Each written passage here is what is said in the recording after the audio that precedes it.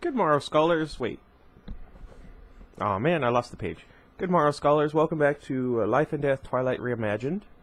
Now, I would have had this video up a lot sooner, but I realized too late that I had the mic set for the webcam instead of my headset. So I decided, you know what? I've already committed to the headphones. I'm not going to go back to being subpar. Well, I mean, I'm always going to be subpar, but I'm not going to go back to lower quality sound compared to, what I have at my disposal. So I'm just going to redo the whole thing, and I'll have it uploaded as quickly as possible. We are on Chapter 7, Nightmare. I told Charlie that I had a lot of homework to do, and that I'd filled up at La Push and didn't want dinner. There was a basketball game on that he was excited about, though of course I couldn't tell what was special about it, so he wasn't aware of anything off about my face. Once in my room, I locked the door, I dug through my desk until I found my old headphones, and I plugged them into my little CD player. I picked up a CD that Phil had given me for Christmas. It was one of his favorite bands, but they were a little heavy for my taste, rather. I stuck it into place and lay down on my bed. I put on the headphones, hit play, and turned up the volume until it hurt my ears. I closed my eyes and then added a pillow over the top half of my face. I concentrated only on the music, trying to make out the lyrics to unravel the complicated drum patterns. By the third time I listened through the CD, I knew all the words to the choruses, at least. I was surprised to find that I really did like the band after all. Once I got past the blaring noise, I'd have to thank Phil again. And it worked. The eardrums shattering beats made it impossible for me to think, which was the whole idea. I'd listen to the CD again and again until I was singing along with all the songs until finally I fell asleep. I opened my eyes to a familiar place. Though part of my mind seemed to know that I was dreaming, most of me was just present in the green light of the forest. I could hear the waves crashing against the rocks somewhere nearby, and I knew that if I found the ocean I'd be able to see the sun. So I was trying to follow the sound, but then Jules was there, tugging on my hand, pulling me back toward the blackest part of the forest. "Jules, what's wrong?" I asked. Her face was frightened as she yanked on my hand, trying to tow me back into the dark. "Run, Bo, you have to run," she whispered, terrified. "This way, Bo." It was Michaela's voice I heard now, calling from the thick of the trees, but I couldn't see her. "Why?" I asked, still pulling against Jules's grasp. Finding the sun was really important to the dream me. It was all I could focus on. And then Jules dropped my hand, she let out a strange yelp, and suddenly, shaking, she fell twitching to the ground. I watched in horror, unable to move. "Jules," I yelled, but she was gone. In her place a big red-brown wolf with black eyes. The wolf faced away from me, pointing toward the shore, the hair on the back of her shoulders bristling, little growls issuing from between her exposed fangs. "Bo, run!" Michaela cried out again from behind me, but I didn't turn. I was watching a light coming toward me from the beach, and then Edith stepped out from the trees. She wore a black dress. It hung all the way to the ground, but exposed her arms to the shoulders, and had a deep-cut V-neck for a V for a neckline. I don't know. I read this earlier, no problem. Her skin was faintly glowing, and her eyes were flat black. She held up one hand and beckoned me to come to her. Her nails were filed into sharp points and painted a red so dark they were almost as black as her dress. Her lips were the same color. The wolf between us growled. I took a step forward toward Edith. She smiled then, and between her dark lips her teeth were sharp, pointed like her fingernails. "Trust me," she purred. I took another step. The wolf launched herself across the space between me and the vampire, fangs aiming for the jugular. "No!" I shouted, wrenching upright out of my bed. My sudden movement caused the headphones to pull the CD player off the bedside table, and it clattered to the wooden floor. My light was still on, and I was sitting fully dressed on my bed with my shoes on. I glanced disoriented at the clock on my dresser. It was 5:30 in the morning. I groaned, fell back, and rolled over onto my face, kicking off my boots. I was too uncomfortable to get anywhere near sleep, though. I rolled back over and unbuttoned my jeans, yanking them off awkwardly as I tried to stay horizontal. I pulled the pillow back over my eyes. It was all no use, though. My subconscious had decided to wallow in the word I'd been trying so hard to avoid. I was going to have to deal with it now. First things first, I thought to myself, glad to put it off as long as possible. I grabbed my bathroom stuff. Showering didn't take very long. I couldn't tell if Charlie was still asleep or if he'd already left. I went to the window, and the cruiser was gone. Early morning fishing again. I dressed slowly in yesterday's jeans and an old sweatshirt, and then made my bed, which was just stalling. I couldn't put it off any longer. I went to my desk and switched on my old computer. I hated using the internet here. My modem belonged in a museum, and my free service really proved that you got what you paid for. Just dialing up took so long that I decided to grab a bowl of cereal while I waited. I ate slowly, so the last bites were too soggy to finish. I washed the bowl and spoon and then put them away. My feet dragged as I climbed the stairs. I went to pick up my CD player first, then wound up the headphones cords and put them away in the desk drawer. I turned the same CD on, but turned it down till it was just background noise. With a sigh, I turned to my computer, already feeling stupid before I could even finish typing the word. Vampire. I felt even more stupid looking at it. The results were difficult to sift through. Most of it was entertainment, movies, TV shows, role-playing games, metal bands. There were goth clothes and makeup, Halloween costumes, and convention schedules. Eventually, I found a promising site, Vampires A through Z, and waited impatiently for it to load. The final page was simple and academic-looking, black text on a white background. 2 quotes greeted me on the home page. Throughout the vast, shadowy world of ghosts and demons, there is no figure so terrible, no figure so dreaded and abhorred, yet dight with such fearful fascination as the vampire, who is himself neither ghost nor demon, yet who partakes the dark natures and possesses the mysterious and terrible qualities of both. I feel like that's, typing vampires. Reverend Montague Summers. If there is in this world a well-attested account, it is that of the vampires. Nothing is lacking. Official reports, affidavits, I don't know, of well-known people, of surgeons, of priests, of magistrates. The judicial proof is most complete. And with all that, who is there who believes in vampires? Rousseau.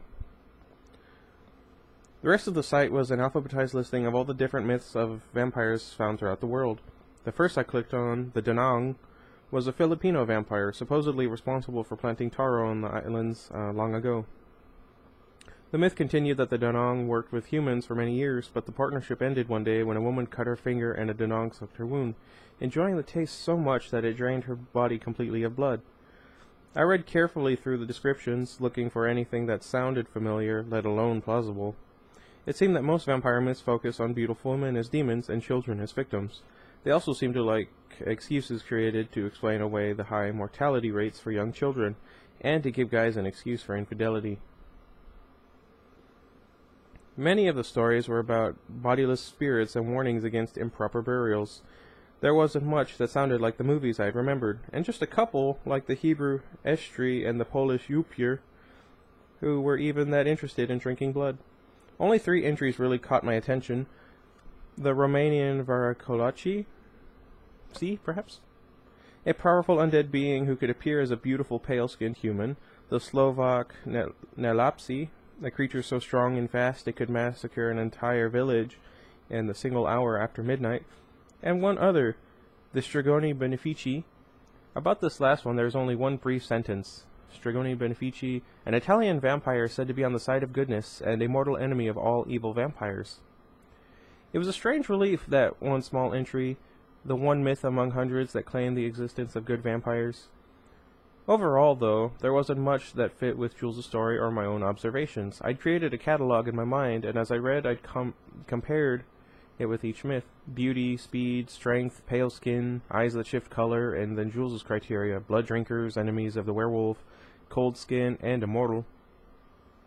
There were very few myths that matched even one factor. And then another problem, one that I remembered from the horror movies that I'd seen, and that was backed up by today's reading. Vampires couldn't come out in the daytime. The sun would burn them to a cinder. They slept in coffins all day and came out only at night. Annoyed, I snapped off the computer's main power switch, not waiting to shut things down right. Through my irritation, I felt overwhelming embarrassment, and it was also stupid. I was sitting in my room, researching vampires. What was wrong with me? I had to get out of the house, but there was nowhere I wanted to go that didn't involve a 3-day drive. I pulled on my boots anyway, unclear where I was headed, and went downstairs. I shrugged into my raincoat without checking the weather and stomped out the door. Overcast but not raining yet, I ignored my truck and started east on foot, angling across Charlie's yard toward the nearby forest. It didn't take long till I was deep enough in that the house and the road were invisible, and the only sound was the squish of the damp earth under my feet. There was a narrow trail that led through the woods here, and it wound deeper and deeper into the forest, mostly east as far as I could tell. It snaked around the spruces and the hemlocks, don't eat that, and the yews and the maples. I only vaguely knew the names of the trees around me, and all I knew was thanks to Charlie pointing them out to me from the cruiser window a long time ago. There were lots I didn't know, and others I couldn't be sure about because they were so covered in green parasites. I followed the trail as long as my anger pushed me forward, and that started to fade. As that started to fade, I slowed. A few drops of moisture trickled down from the canopy above me, but I couldn't be sure if it was beginning to rain, or if it was simply pools left over from yesterday, stored high in the leaves above, slowly dripping their way to the ground. A recently fallen tree, I knew it was recent because it wasn't entirely carpeted in moss, rested against the trunk of another, creating a sheltered little bench just a few feet off the trail. I stepped over the ferns and sat down, leaning my hooded head against the living tree. Excuse me. This was the wrong place to go. I should have known, but where else was there? The forest was deep green and far too much like the scene in last night's dream to make me comfortable. Now that there was no longer the sound of my soggy footsteps, the silence was piercing. The birds were quiet, too, the drops increasing in frequency, so it must be raining above. The ferns stood almost as high as my head now that I was seated, and I knew someone could walk by on the path 3 feet away and not even see me. Here in the trees it was much easier to believe the stupid words that embarrassed me indoors. Nothing had changed in this forest for thousands of years, and all the old myths and legends seemed much more likely in this ancient green maze than they had in my mundane bedroom. I forced myself to focus on the 2 most important questions I had to answer.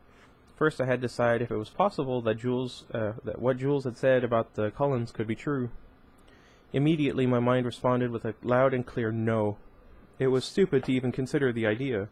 These were silly stories, just morbid old legends. But what then, I asked myself? There was no rational explanation for how I had survived the van. I listed again in my head the things I'd observed myself, the inhuman beauty, the impossible speed and strength, the eye color shifting from black to gold and back again, the pale, cold skin, and more small things that registered slowly, how they never seemed to eat, the disturbing grace with which they moved, and the way she sometimes spoke with unfamiliar cadences and phrases that better fit the style of the historical romances my mom loved than that of a 21st century classroom. She had skipped class the day we'd done blood typing. She hadn't said no to the beach trip till I told her where we were going. She seemed to know what everyone around her was thinking, except me. She told me she was the villain. Dangerous. Could the Cullens be vampires? Well, they were something. Something outside the boundaries of normal and sane was happening in this nothing little town. Whether it was Jules's cold ones or my own superhero theory, Edith Cullen was not human. She was something more. So then, maybe. That would have to be my answer for now. And then the most important question of all was what was I going to do about it? If Edith was a vampire, I could barely make myself think the word, then what should I do? Involving someone else was definitely out. I couldn't even believe myself. Anyone I tried to talk to about it would have me committed. Only 2 options seemed practical. The first was to take her advice, to be smart and to avoid her as much as possible, to cancel our plans and go back to ignoring her as far as I was able to pretend there was an impenetrable glass wall between us and the one class where we were forced together, to tell her she was right and then never talk to her again.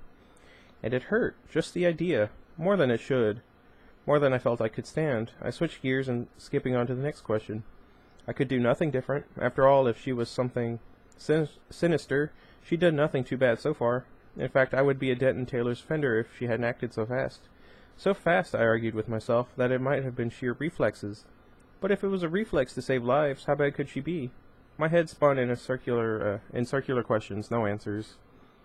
There was one thing I was sure of, if I was sure of anything. The black-gowned Edith with the sharp teeth and nails was just the embodiment of the words Jules had said and not the real Edith.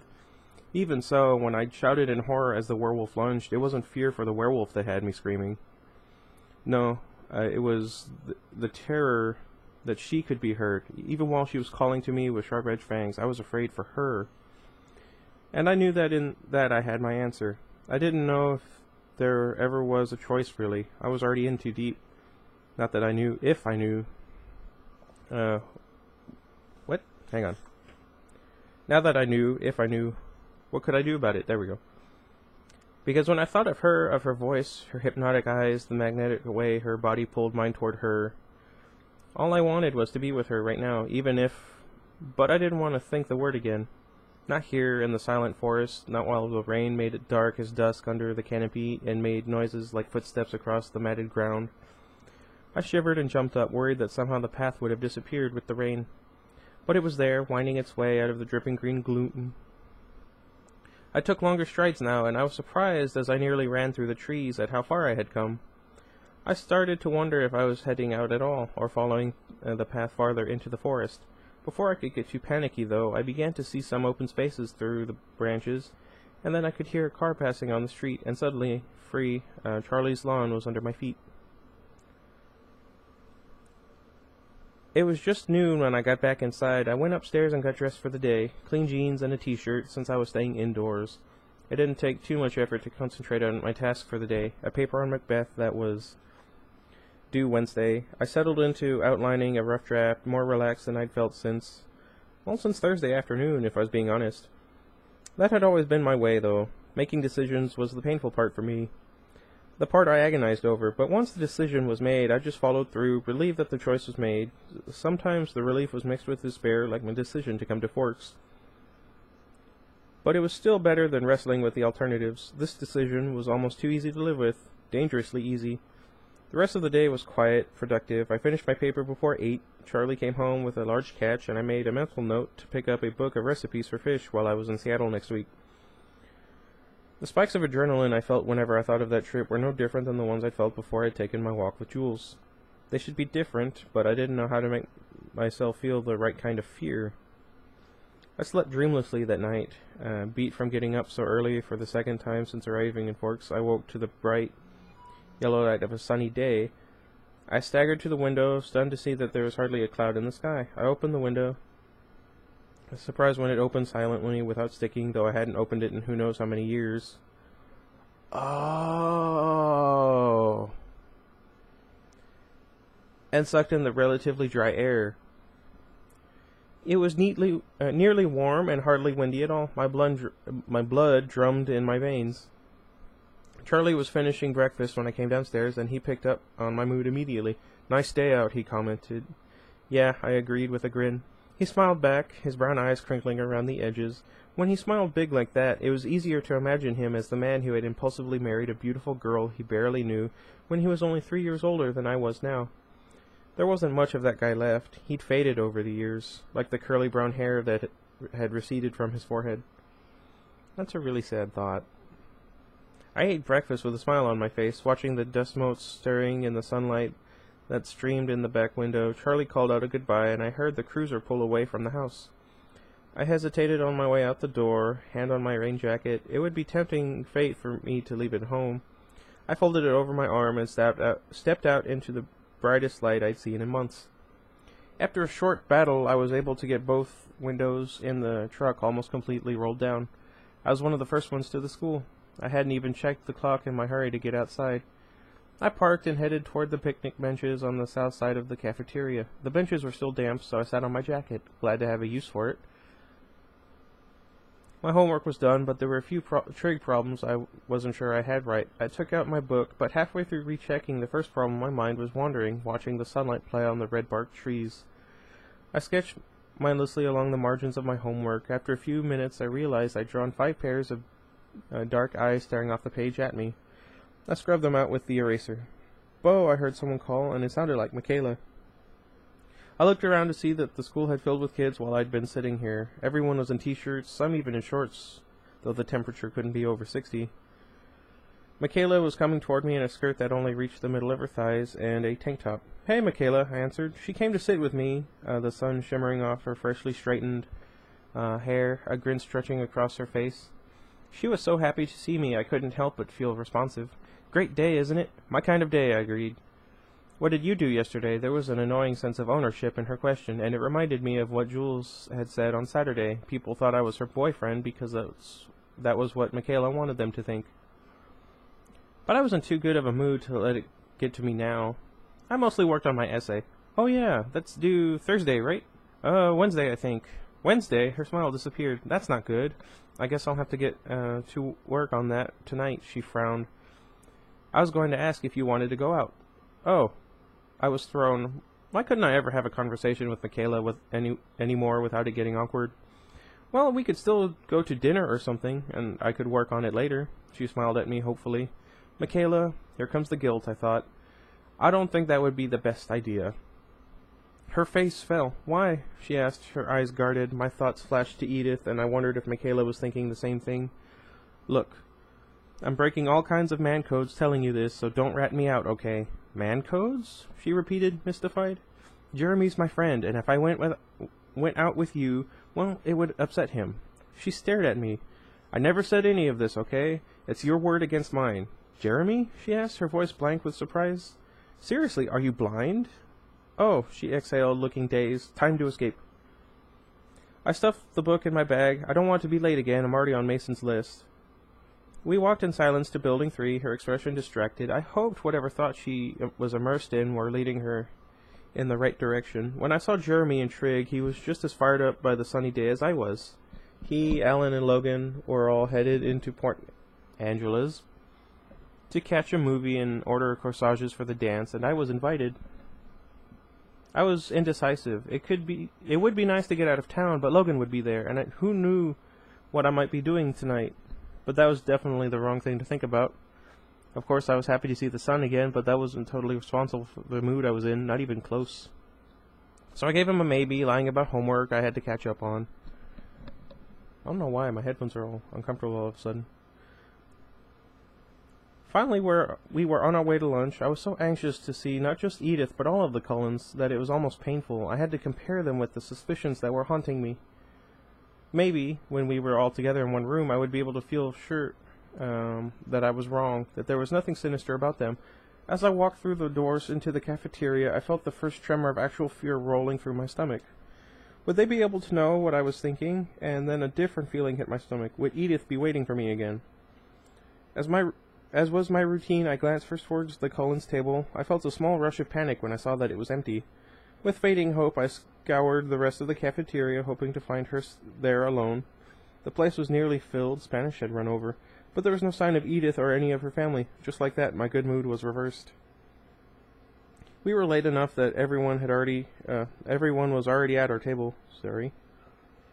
I vaguely noticed that Michaela had saved a seat for Jeremy, and that his face lit up in response. Alan asked a few questions about the Macbeth paper, which I answered as naturally as I could while my mood was spiraling lower and lower. He invited me to go with them tonight, too, and I agreed now, looking for any distraction. What if, somehow, Edith knew that what I'd done this weekend? What if digging deeper into her secrets had triggered her disappearance? What if I'd done this to myself? I realized I'd been holding onto a little bit of hope when I walked into biology, saw her empty seat, and felt a new wave of disappointment. The rest of the day dragged. I couldn't follow the discussion in biology, and I didn't even try to keep up with Coach Clapp's lecture on the rules of badminton. It's a fun game. I was glad to finally leave campus, so I could stop pretending I was fine until it's time to go to Port Angeles. But right after I walked through my front door, the phone rang. It was Jeremy, canceling our plans. I tried to sound glad that Michaela had asked him to dinner, but I think I sounded irritated. The movie got rescheduled to Tuesday, which left me with no distractions. I put some fish in a marinade and then finished up my new homework, but that only took half an hour. I checked my email and realized I'd been ignoring my mom. She wasn't happy about it. Mom, sorry I've been out. I went to the beach with some friends and had to write a paper. My excuses were pretty pathetic, so I gave up on that. It's sunny outside today. I know, I'm shocked too. So I'm going to go outside and soak up as much vitamin D as I can. Love you, Bo. I had a small collection of my favorite books that I'd brought to Forks, and now I grabbed 20,000 Leagues Under the Sea, plus an old quilt from the linen cupboard at the top of the stairs. Outside, I threw the quilt into the middle of the sunniest spot in Charlie's small square yard, then threw myself on top of it. I flipped through the paperback, waiting for a word or phrase to catch my interest. Usually a giant squid or narwhal would be adequate. But today I went through the book twice without finding anything intriguing enough to start me reading. I snapped the book shut. Fine, whatever. I'd get a sunburn instead. I rolled over on my back and closed my eyes. I tried to reason with myself. There was no need to freak out. Edith had said she was going camping. Maybe the others had been planning on joining her all along. Joining her? Wait, okay. Maybe they'd all decided to stay an extra day because the weather was so nice. Missing a few days wasn't going to affect any of her perfect grades. I could relax. I would see her again tomorrow for sure. Even if she or one of the others could know what I was thinking, it was hardly a reason for skipping town.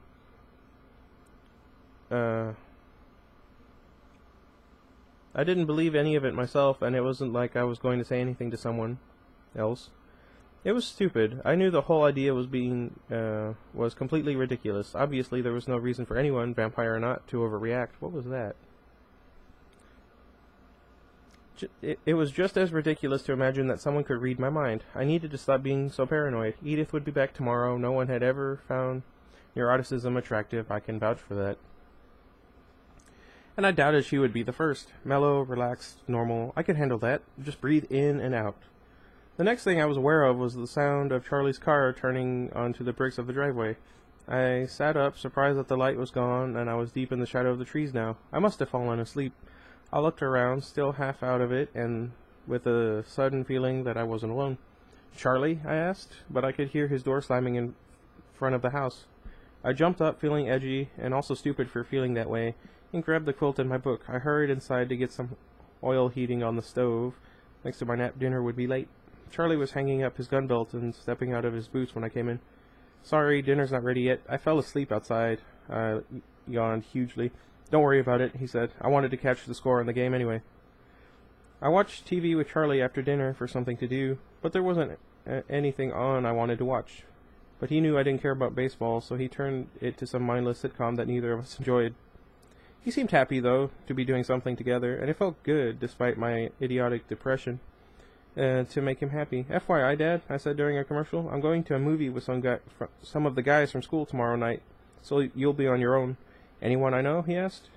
Who didn't he know here? Jeremy Stanley, that's a weird set of names, Alan Weber, and Logan, whatever his last name is. "Mallory," he told me. "If you say so." "Fine, but it's a school night, so don't go crazy. We're leaving right after school, so we won't be late. Too late." "You want me to put something out for your dinner?" "Bo, I fed myself for 17 years before you got here," he reminded me. "I don't know how you survived," I muttered. Everything felt less gloomy in the morning. It was sunny again, but I tried not to get my hopes up. I dressed for the warmer weather in a thin sweater and something I'd worn in the dead of winter in Phoenix. I had planned my arrival at school so that I barely had time to make it to class. My mood quickly deteriorated when I circled the full lot looking for a space and also searching for the silver Volvo. That was clearly not there. It was the same as yesterday. I couldn't keep little sprouts of hope from budding in my mind, only to have them squashed painfully as I searched the lunchroom in vain and sat at my empty biology table. What if she never came back? What if I never saw her again? The Port Angeles plan was back on again for tonight, and it was all the more welcome because Logan couldn't make it. I couldn't wait to get out of town so I could stop glancing over my shoulder, hoping to see her appearing out of the blue the way she always did. I committed to being in a good mood so that I wouldn't annoy Jeremy and Alan. Maybe I could find a decent bookstore while I was out. I didn't want to think that I might be looking alone in Seattle this weekend. She wouldn't really cancel without even telling me, would she? I don't know, that happened to me. But then, who knew what social rules vampires felt compelled to follow? After school, Jeremy followed me home in his old white Mercury so that I could ditch my truck, and then we headed to Alan's. He was waiting for us. My mood started to lift as we drove out of the town limits. And that was Chapter 7. Let me know if I'm getting better at reading. I know I'm not, because I'm tripping over my own tongue for no other reason than because I have a lot of saliva.